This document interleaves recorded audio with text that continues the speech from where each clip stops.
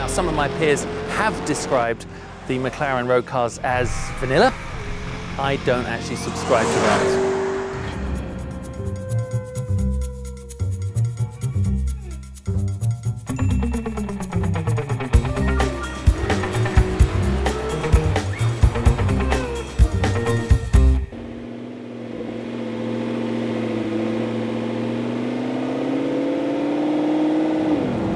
Now, make no mistake about it, the 12C Spyder is no happy accident.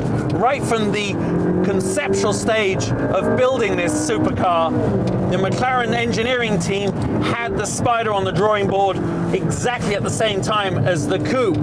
And that has resulted in an open-top driving experience without compromise. And we're so often forced to accept not just weight, but sometimes chassis flex through driving any form of Spyder or convertible. Not the case here. And of course, the car I drove at Le Mans, the F1, is now, well, it's a classic, or 20 years old. But I must say that while I'm blasting around here in the 12C Spyder, it's not unfamiliar.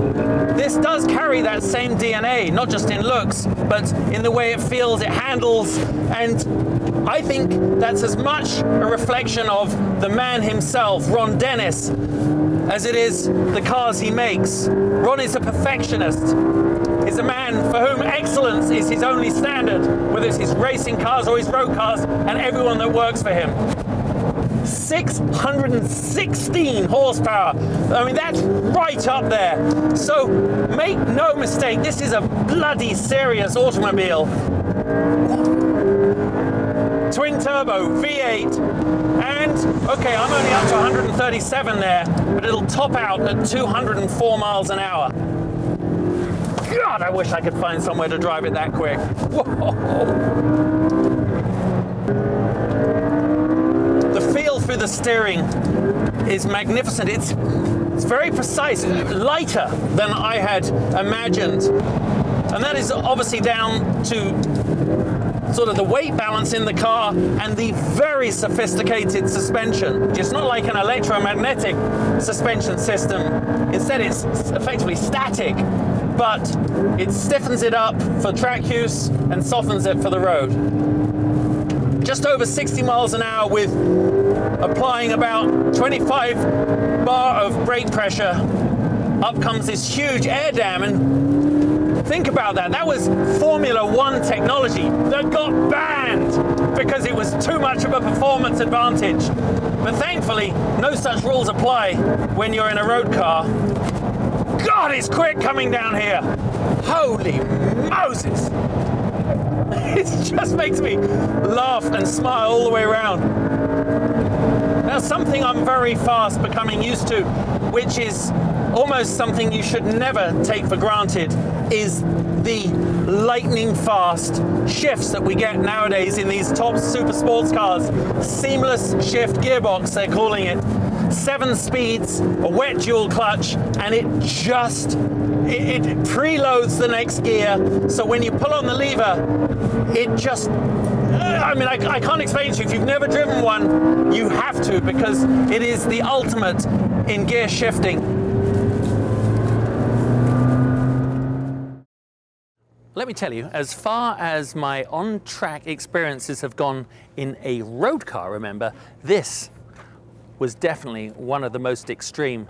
The 12C Spyder allows you as the driver to get the most out of both the car and yourself. Any car that you can take right to the edge where you're allowed to be in complete synchronicity with the latest in technology is definitely not dull. So for me, this is definitely a supercar for our generation.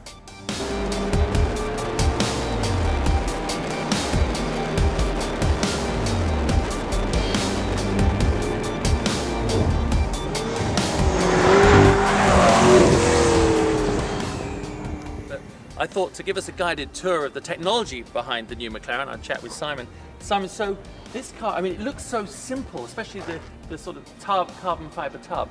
But of course, there's so much clever technology that goes into making something simple, isn't there? Yes, yeah, there is. The piece de resistance of the 12C is the single piece carbon fiber moulding, which is a tub. It's the same piece for the coupe or the Spyder, which provides the rigidity for the suspension to work against. So that's quite amazing, because how are you managing to get that same chassis rigidity without basically adding a lot of weight? Okay, so basically the tub has hollow mouldings down the side, so we built the inherent strength into the tub originally. There is no other structure. The body panels are just cladding for the car. So if you take the roof off, it doesn't reduce the torsional rigidity of the vehicle.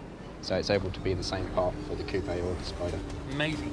So really, between this and the coupe, not much of a weight difference? No, the only additional weight is the hydraulic mechanism for the convertible hardtop roof, so which is, I think it's 40 kilograms on. Tell me about this, because I can't see a front roll bar, anti-sway bar as they call it here, and a rather unusual hydraulic setup for the front suspension. That's quite proprietary to you guys, isn't it? Yeah, that is unique to the 12C. We wanted a car that was compliant and comfortable on the road, but also would set ultimate track times and have high roll stiffness on the track. So basically this car doesn't have sway bars. We've got hydraulically interlinked dampers instead, and by increasing or reducing the hydraulic pressure in the suspension system, we're able to increase or reduce the roll stiffness of the vehicle.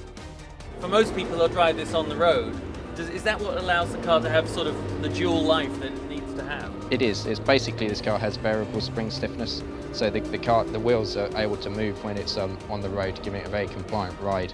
But then by just turning a switch and increasing the hydraulic pressure in the system, we can make a very stiff spring stiffness, which gives it good roll control on the track.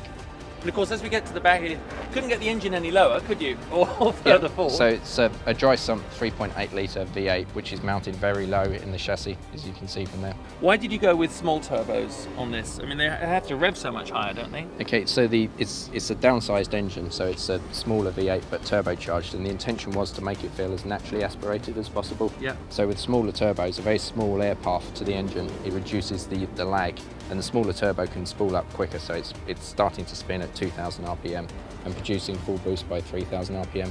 So when you drove the car earlier, you felt that you're not able to perceive much lag. This exhaust layer, I imagine, allows for, I mean, you're allowing the suspension to stay free at the rear, but it is a very unusual pathway out the rear of the car. Tell us the thinking behind that. Okay, so there's two main reasonings for bringing the exhaust up and over. The first one is to give a very clean diffuser packaging space, so we're able to take the diffuser from the bottom of the structure up to the rear bumper with very little in the way, so you get clean airflow under the car.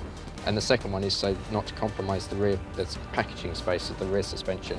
So we're able to keep that nice and pure and get the correct kinematics on the rear suspension. And of course it looks really good. It does look good. So obviously for anyone that, generally a lot of our fans watching our show and enthusiasts worldwide, McLaren equals Formula One, and I know that sort of flow down, transfer of the technology from Formula One to this car, to the road car division it's a pretty direct line, isn't it? It is, yes. Yeah, a lot of the engineers who are involved with the concept and the design development of this vehicle have moved across from the racing department, and we're housed under the one roof back at the McLaren Technology Centre. It's quite amazing. Well, thank you very much, Simon, for giving us the little insight behind the car.